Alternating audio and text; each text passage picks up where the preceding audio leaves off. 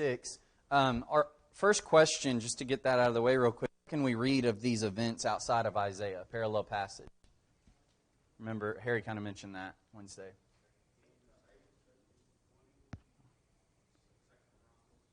Right. You got 2 Kings chapters 18, 19, and 20, and I mentioned a few specific verses there in the questions as well, but also 2 Chronicles 32. 2 Kings is going to be in most places almost word for word. There are obviously some differences, and as we'll see in a second, there are some things that Isaiah left out that preceded the events of verse 1 or of when the Rabshakeh, however you pronounce that, that's how I'm going to pronounce it, when he came and started making his threats. We'll look at that in a second. And then 2 Chronicles 32 is different. That section covers more of Hezekiah's life in regard to his reforms and the keeping of the Passover and his faithfulness to God that is in stark contrast to Ahaz. And so that would be beneficial to read at some time if you have opportunity. I did want to point out a few things before we get to the text of Isaiah 36. We'll cover chapter 36 and 37. But in verse 1 it says, "It came to pass in the 14th year of King Hezekiah that Sennacherib, king of Assyria, came up against all the fortified cities of Judah and took them." Now, that did is it moved Hezekiah to act in a couple of different ways that is not recorded here in Isaiah 36 by Isaiah here, but it is in 2 Chronicles and 2 Kings, chapter 32 of 2 Chronicles and chapter 18 of 2 Kings. And I think that it, at least for me, it helped me understand some of the lessons learned in these two chapters, especially by Hezekiah. We've been studying throughout this Assyrian period, remember in the historical outline covering the first 39 chapters and segueing in by these historical chapters into the Babylonian period, talking about future events, that the Lord is trying to get the people to trust in Him, and the kings and the leaders and the prophets, they're leading the people astray to trust in the arm of flesh, other countries, other nations, other people, and not trusting in Jehovah. Hezekiah is a good king, a righteous king. He's a king of prayer, as we'll see in chapter 36 and 37, or 37, also in 39 with his sickness. So no doubt he's righteous, but he's also a man, and I think that's worthy of being pointed out from time to time, that you've got righteous individuals in the Bible, but they're men, and they do have their faults, and they do learn the hard way sometimes. I think we see a little bit about that with Hezekiah. He wasn't like Ahaz, who had zero faith and didn't even want to hear the Lord's word when He gave him the sign of Emmanuel in chapter 7, but Hezekiah had some learning to do as well. So in 2 Chronicles 32, in the first 8 verses, and we'll not read it, there, after hearing about and understanding the advances of the Assyrians, and they're taking all these fortified cities of Judah, Sennacherib coming down upon Jerusalem, Hezekiah decided to consult, and we'll make this contrast later. He consulted with the commanders, he consulted with the people in his cabinet, so to speak, about what to do, and they did various things against the threat of Assyria. They stopped the water from the springs outside the city, and this is why Hezekiah said, "Why should the kings of Assyria come and find much water?"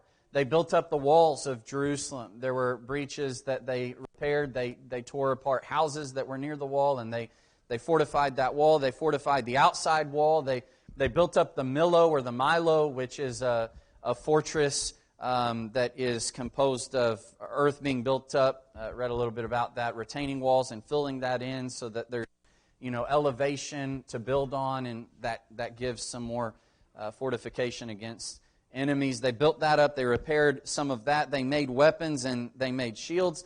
And I think that in Isaiah 22, there's a section there when he speaks about the burden against the valley of vision, which is Jerusalem, where it seems to describe some of those actions taken against the threat of Assyria. I taught this section in the last section of the burden against the nations, and we had to speed right through this. So we didn't get to talk about it a lot.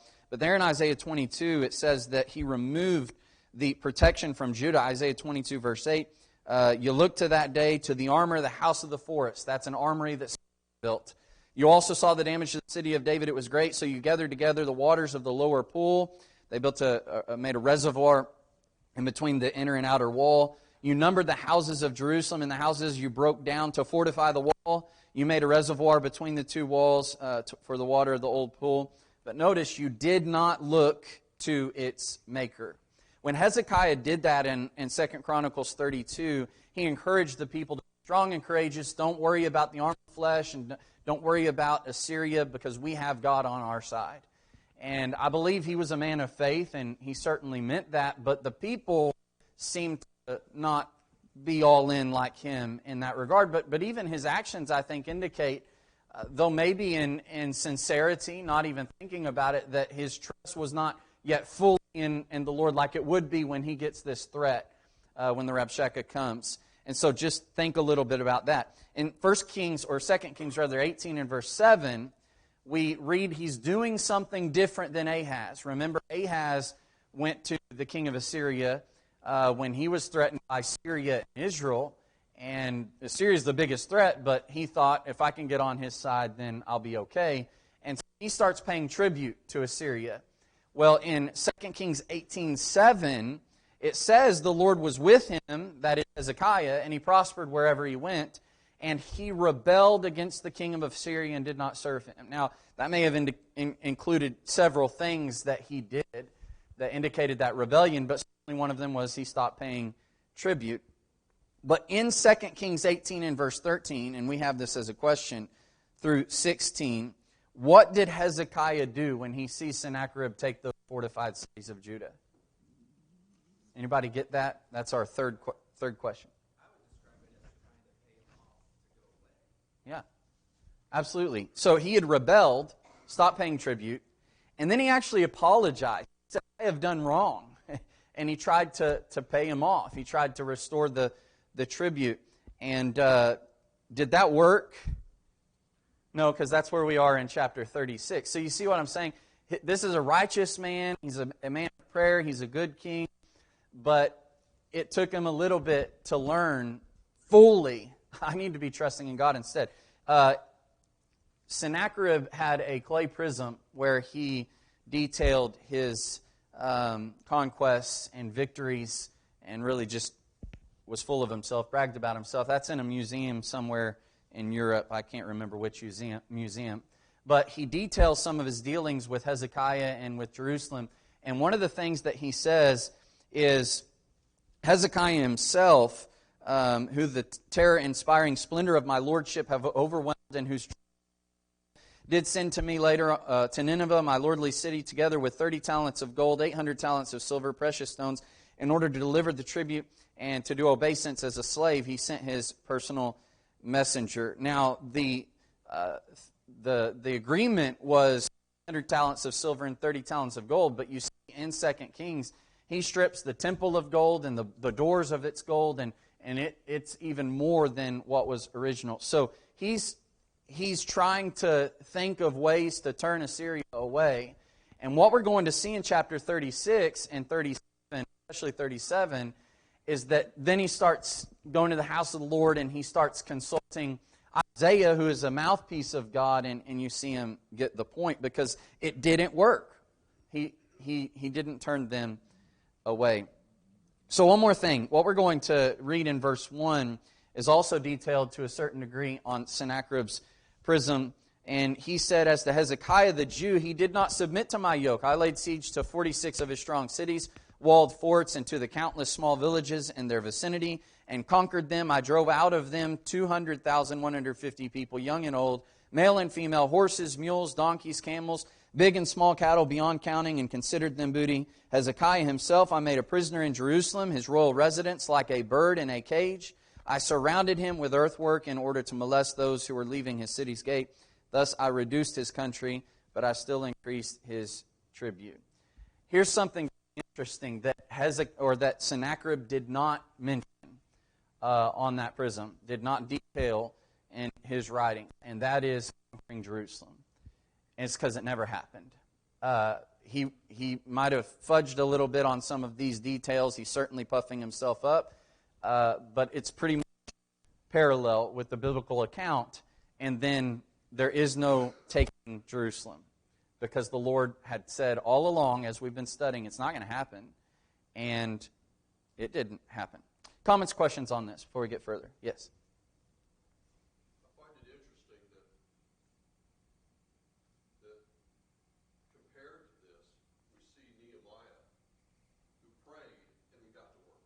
Yeah. And this seems to be recorded as if God is unhappy with praying and then doing the physical things.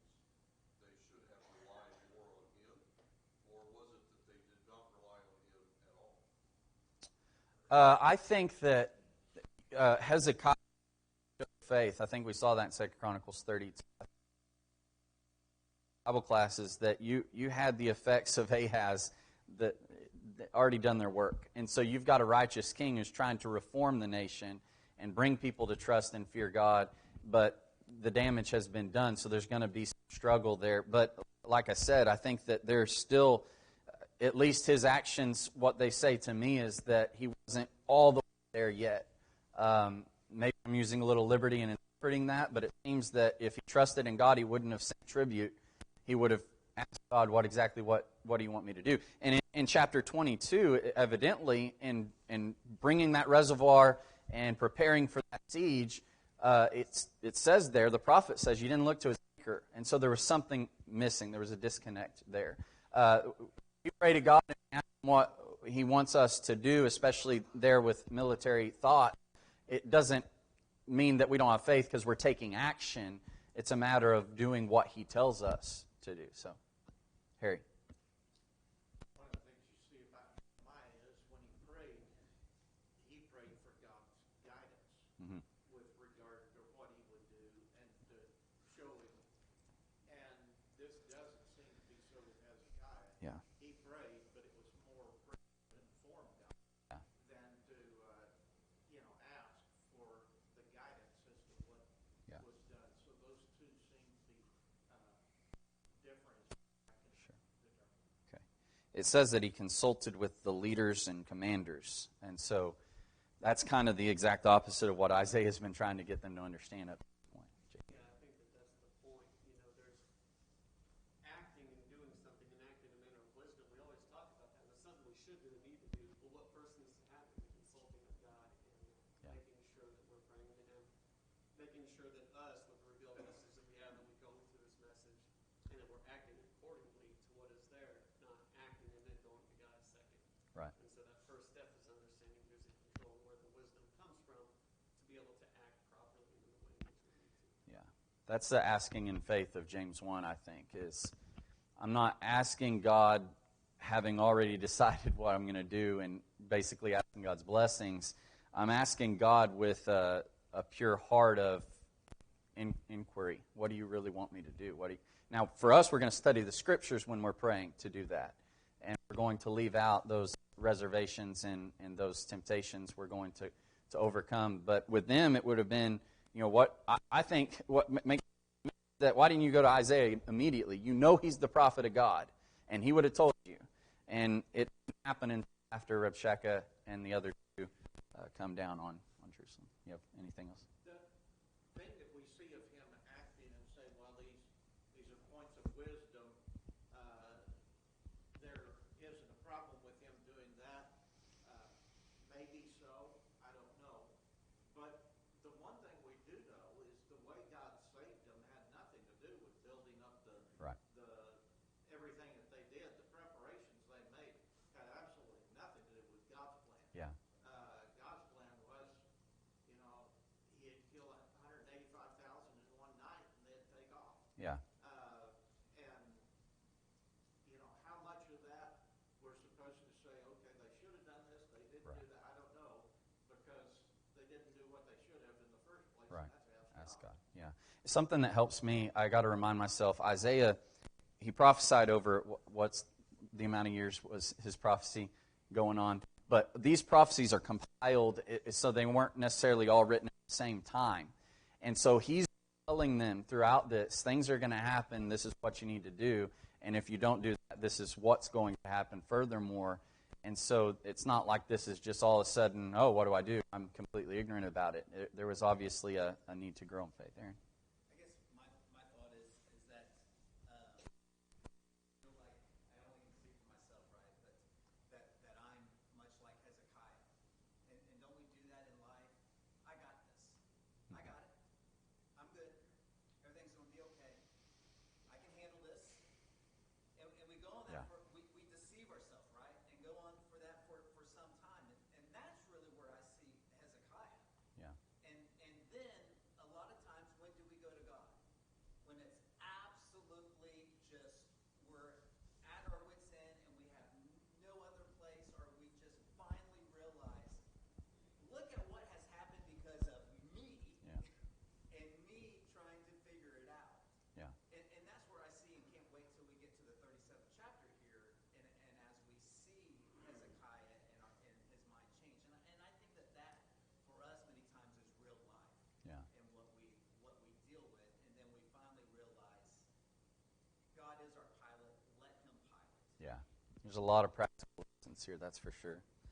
All right, so unless we start, we're not going to get to chapter 37. So, all right, chapter 36 and verse 1, you've got the Sennacherib taking these fortified cities. He said there's 46, and so he took them. And then in verse 2, it says the Rabshakeh is sent with a great army to King Hezekiah from Sennacherib. Again, don't be too harsh on my pronunciation of that. In 2 Kings, you have two others that are mentioned there, and you see that reflected in Isaiah 36 when he says servants in chapter 37, verses 6 and 24. There's the Tartan that we actually saw in chapter 20, as he is mentioned as going and making war on Libya. And then you have the Rabsaris, which all of these are titles, they're not names. So at least in my Bible, there was some thoughts about what those might be. Tartan, commander-in-chief, Rabsaris, chief officer, and Rabshakeh that we see in Isaiah 36, the chief of staff or governor. At the very least, he is the chief spokesman here in these situations. So he comes, and he's sent by Sennacherib to basically threaten them and make fun of God and try to intimidate them into submission. And what Hezekiah does is he sends three as well, Eliakim, Shebna, and Joah, the son of Asaph. And so they come out, and Rabshakeh starts mocking Hezekiah, and he mocks God. He challenges them, and we see that recorded there in the first 20 verses as he threatens them. He does a number of things. Notice first in verse 4, he tells those servants of Hezekiah, thus says the great king of Assyria, or say now to Hezekiah, thus says the great king of Assyria. So he doesn't even mention Hezekiah as king. He mentions Assyria as the great king of Assyria. And so that just is the tip of the iceberg. And he's starting to kind of belittle the people and belittle Hezekiah. What does he do first in verses 4 through 6? What does he mention? Who are you trusting in? Who's your confidence in?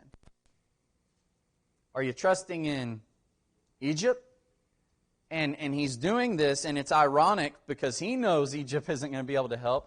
God knew and was trying to tell them, don't trust in them. It may be that he knew of some of the political moves that Jerusalem had made that we saw back in chapter 30, how they sent those people with treasures down to Egypt through the Negeb, the south, and knew about that, and so was kind of mocking that and trying to belittle that, or maybe he just some things about the political environment, but at any rate, he's saying, you have plans for power and war, but they're just words. That's something that God had said in his judgments against Judah and Jerusalem before, is that you're taking counsel, but not of me, and you're trying to make all these plans, and I'm going to bring your wisdom to foolishness. It's just mere words if you're not trusting in God. Now, this is the Rabshakeh, and he's saying that from arrogance, that none of your plans are going to work. He says, you're trusting in Egypt, and he describes it as the staff of this broken reed on which if a man leans, it will go into his hand and pierce it. And so you're leaning on Egypt, and it's not only going to be ineffective, it's going to backfire on you. It's going to actually hurt you. Not just not help you, but it will actually hurt you. And he's certainly right about that, though he's not speaking from God's point of view, speaking from Assyria's point of view. But then he goes to something else in verse 7. Trust in Egypt, that's ridiculous. Now what does he look at in verse 7? God, right? Don't say, we trust in the Lord our God. And then he says, whose high places and whose altars Hezekiah has taken away, and said to Judah and Jerusalem, you shall worship before this altar. So don't trust in God. And he has a very fundamental misunderstanding of who this God is. And so in 2 Chronicles, you see detailed explanation of Hezekiah bringing down the high places, restoring true worship. What were the high places for? Idolatry. No wonder he tore them down. Now Rabshakeh and Sennacherib, they're looking at that thinking, how foolish, you're rebelling against your own God, you're taking down his altars, and you've got nothing to turn to. Don't trust in him. Hezekiah has already made sure that you don't have that to lean on. So don't lean on Egypt, don't lean on the Lord, and instead give a pledge to the king of Assyria, and I'll give you 2,000 horses. And then he mocks, if you're able to have enough riders to put on them. So he's just full of this arrogance, and he's pretty good with his words. He's trying to intimidate them, and we'll see that it works to a degree. And then he says, how then will you repel one captain of the least of my master's servants to put your trust in Egypt for chariots and horsemen? So the least of Assyria, you wouldn't be able to stand up against. He's trying to intimidate them. Then he does something even furthermore and more base than what he has thus far.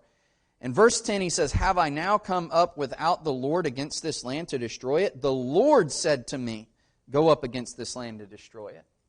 True or false? False? Okay, what did we read before, though, about Assyria? The Lord is using Assyria. That's not his mindset, though. Remember in chapter 10, but he does not think of it in that way. He does not think so. The Lord is using him as a tool, but he does not think so. He does not mean so, and we'll see that in chapter 37. You were just arrogant and mean and hateful and blasphemous and brutal, and the Lord saw your coming in and going out. But Assyria seems to think that they're in great control. So then those messengers of Hezekiah say, speak in Aramaic. We understand that. Don't speak in Hebrew. We don't want every one of these people on the wall to hear and be intimidated. What does he then do? Speaks in Hebrew. In 2 Chronicles 32:18, it says that they called out with a loud voice to the people of Jerusalem who were on the wall to frighten them and trouble them that they might take the city. So, all right, it's almost like they poked the bear. Just speak in Hebrew or in Aramaic and don't let all these people hear. And he says, I'll show you. And he screams out in Hebrew.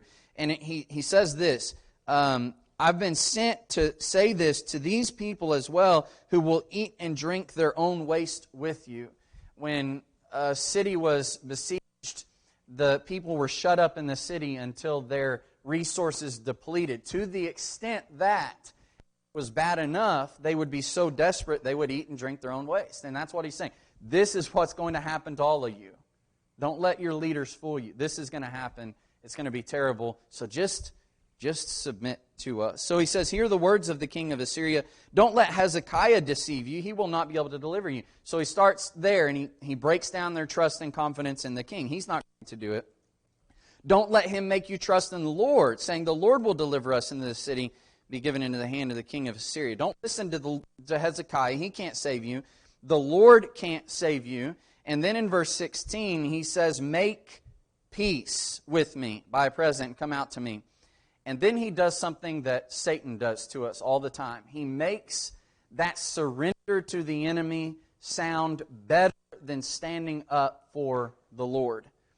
There's going to be difficulty here. It takes courage and it takes sacrifice to stand up for the cause, but the enemy makes it seem better to surrender. He says, every one of you will eat from his own vine and his own fig, drink from his own waters, until we take you to that land. So we're still going to take you, but we're going to let you just take it easy. And you're going to eat your own food, not your waste. You're going to be able to go about freely in your land. We'll leave you alone right now. Then we'll take you away. And then he says, when we take you away to a different land, it's going to be like your own. It's going to be great. It's going to be filled with new wine, land of bread, and vineyards. Was that true about the Assyrian captives that were taken during their conquest? How does Syria treat their captives? Terrible. Brutal. There was no truth in this whatsoever, but he's just trying to get them to submit. Don't let Hezekiah say the Lord will deliver us, because what gods under these nations and cities have been able to deliver them? And so he's equating Jehovah with all these idols, and he lists some of them. So he is just relentless in trying to intimidate them and force them into submission, to the extent of being very dishonest about what their intentions are. And that's the way the enemy always is, always dishonest. False doctrine may sound good, it is always corrupt. The sin that we're enticed to commit, it's always corrupt. It always bears fruit of putrid nature, of complete and total depravity and wickedness and negativity. There's nothing good about it, and we need to realize that every time we're tempted to submit to that. So the servants were not to answer him by Hezekiah's instructions. They tore their clothes. They are completely distraught and worried, and that's when they go to Hezekiah. So we get to chapter 37, and you have Hezekiah informed of what happened. It says he tore his clothes, covered himself with sackcloth, went into the house of the Lord, going into the house of the Lord most likely to pray and petition God. But what he does now is he sends these three, Eliakim, Shebna, or Eliakim and Shebna, that is, and then some of the elders of the priests, covered in sackcloth, to Isaiah. So now I'm going to inquire of the Lord. There we see it. Now I know there's absolutely nothing I can do politically, militaristically. There's no chance that we have without God. I'm going to inquire of Him. And so they take the message of Hezekiah to Isaiah, and Hezekiah says to Isaiah through them, it's a day of trouble and rebuke and blasphemy, for the children have come to birth, and there is no strength to bring them forth. And so that's how miserable it is and how weak they are, like a woman going through childbirth, but she is so drained of strength that she can't finish the job. She can't birth that child. They're completely helpless and completely impotent, and they need the Lord. It may be that he'll hear the words of the Rabshakeh, and the master of Assyria has reproached the living God. Therefore, lift up your prayer, he says to Isaiah. So what did Hezekiah hear when he heard of all the things Rabshakeh said? Did he take offense personally? Who did he take offense for? God. I think that's an important point to note. As a king, he could have easily been filled with so much pride. He hears those words, and he just gets angry because I'm King Hezekiah. How dare you talk to me like that? But he didn't. He was offended on God's behalf. It was God that was being belittled. It was God that was being ridiculed and mocked and scorned. You know, it's similar to David's thoughts. Is there not a cause? It's not about us. It's not about me. You've defied the armies of the God of Israel. He's the Lord of hosts. He's the Almighty One. How dare you come up against Him in this manner? And so that's how Hezekiah saw all of this and thought about all of this. He's completely distraught because of how God's being treated and how God's being viewed. And so they came to Isaiah and said that, and what was Isaiah's response? In verses 6 through 7. Don't be afraid. What's God going to do? Send a spirit upon him. He'll hear what? A rumor and return to his land. And what? Fall by the sword. We see that come to fruition at the end of the chapter.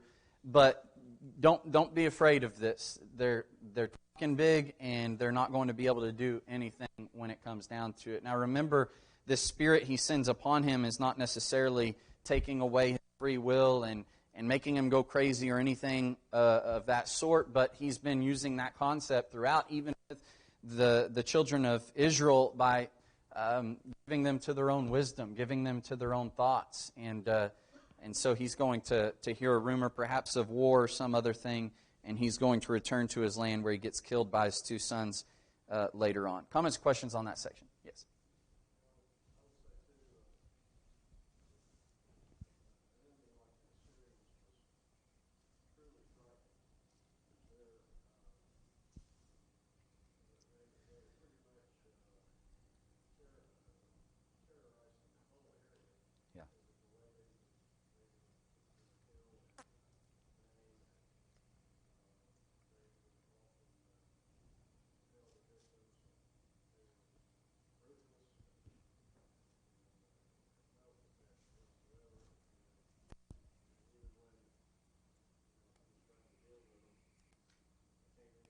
Yeah.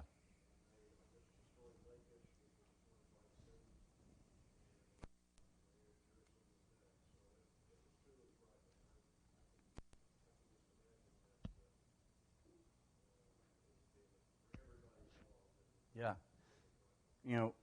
The last section that Harry covered, mentioned you're plundered, you haven't been plundered. They don't, he said of the Medes and the Persians earlier in prophecy that basically silver and gold will mean nothing to them. They don't care, you can't buy them off, they don't care. They just have a thirst for blood and conquest, and it would be terrifying, absolutely. There's no stopping this person in his will. Only God can turn him back and gain victory over that. Yeah, JT. Jeremiah, go along with that, along with the point you were making earlier, at least that I was picking up on, with you see parallels between the way that the Rabshakeh and the Assyrians were coming up upon Jerusalem and the way Satan handles things. It looks like this overwhelming enemy that we can't defeat. Yeah. He puts things in such a way in which it seems like, well, it's better if we just surrender and get down, our life's going to be better anyways. If we do that, it's going to be a whole lot easier. Yeah. The reality is that can't be further from the truth. Yeah. We need to stand behind our faith in God. He is going to deliver us because He can and will deliver us, which is something that Satan makes out to be something that's impossible, that could be further from the truth. He did the same thing in the garden. Yeah. He did everything he can to take things and put it in such a way in which confused her, made her think it's best if I just get in. Yeah. Absolutely.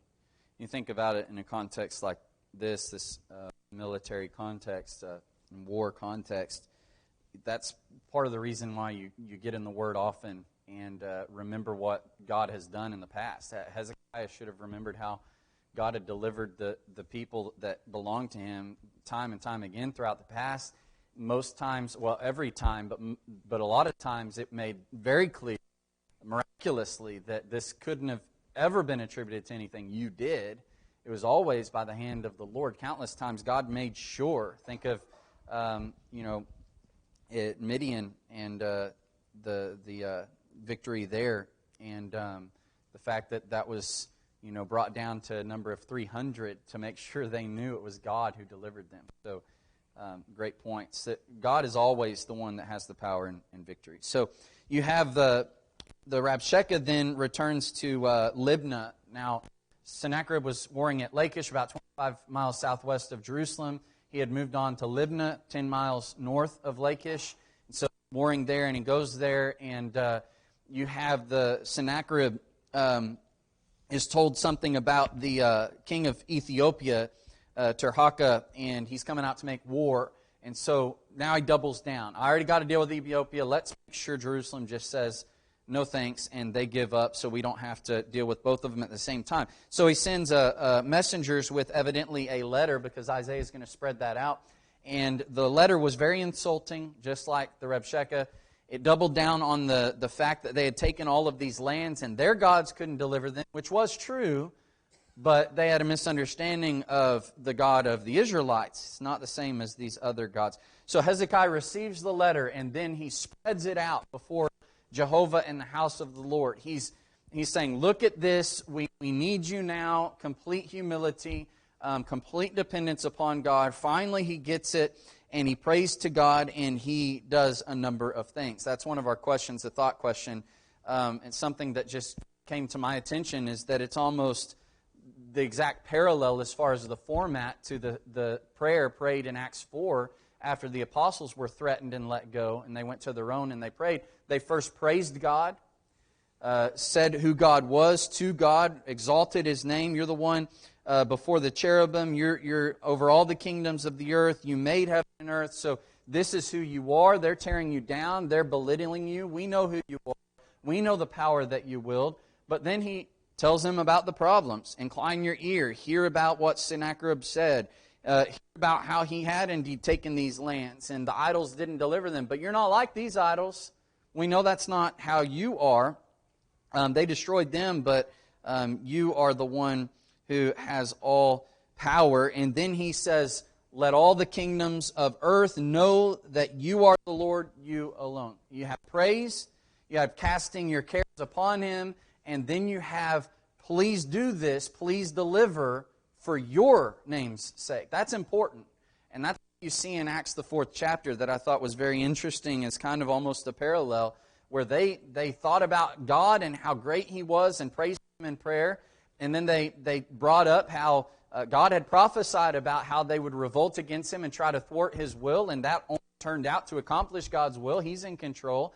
And He sees the trouble that they're in right now, and they bring it to His attention. So God, please deliver us, that the gospel may be preached for your will, for your cause, that all can know you're in control, and this is your will. And their prayer was answered. So maybe that's just a little interesting thought. I thought it was a powerful thought. So then after he prays, Isaiah says in verse 21, thus says the Lord God of Israel, because you have prayed to me against Sennacherib, king of Assyria, this is the word of the Lord which has spoken concerning him. And he first addresses Assyria by talking about Zion, that now Zion, this virgin daughter of Zion, she's going to laugh at you. You're laughing at her now. You think that you've got the upper hand. Things are going to be turned around. You're going to be scorned by her. Called virgin, most likely because she's not been defiled like all these other nations and cities that Assyria has taken. And then he addresses specifically Sennacherib and Assyria. Who have you blasphemed and reproached? Against who have you raised your voice? Against the Holy One of Israel. You're blaspheming the one and only true God who has that kind of power, and you're boasting as if you did all this yourself by the multitude of my chariots. I have come up to the height of the mountains, to the limits of Lebanon. I will cut down all the tall cedars and the choice cypress trees. I will enter furthest height and into the fruitful forest. I'm doing all of this. This is by my power. I have dug and drunk water. Where there was no water, I made sure we found water. We weren't going to thirst. And I dried up with the soles of my feet all the brooks of defense. So where there was water, I cut it off from my enemies. I'm doing all this. I'm in control. I'm good and mighty.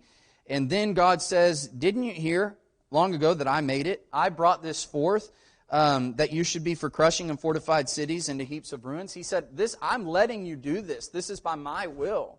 The only reason you are conquering to this degree is because I'm punishing all these people and using you as a tool to do so. And that's why they're all powerless before you.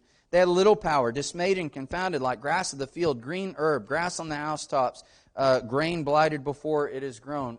They're weak and impotent before you because that's how I've made it. How dare you act as though you've got all this power? He knows you're coming out and going in. He knows that you're not doing this out of any pure motives or intentions, but you're brutal, you're godless, you are blasphemous, you have a rage against me, come up against my ears, so I'm going to turn you away. He promises to Jerusalem that in 3 years, essentially, you're going to be back to normal. You're not going to sow and reap now. You're going to be able to eat, though, by my providence. You'll have that supplied to you just by what's fallen by the wayside, and the remnant will grow. They will be fruitful again. He's not going to lay siege against you. That's not going to happen. And then the picture of that miraculous delivery in the last few verses, and him returning to his own land, and about 20 years later, he's slayed by his sons. So that's chapter 36 and 37. Before we dismiss, I will say that chronologically there are some differences and what the actual order might have been, that's given cause for skeptics to say this is not God's Word. But as we've already seen in many places in the Bible, that even Isaiah, his point is not chronology. His point is not chronological accuracy, but he's got a point to make. So chapters 37 or 38 and 39 seem to be about something that had happened before 36 and 37, and I'll let Harry deal with that if he wants to. But it's just the way it's written. It's not that he was mistaken. So we'll be dismissed. Thanks for your attention, and we'll be meeting back next hour.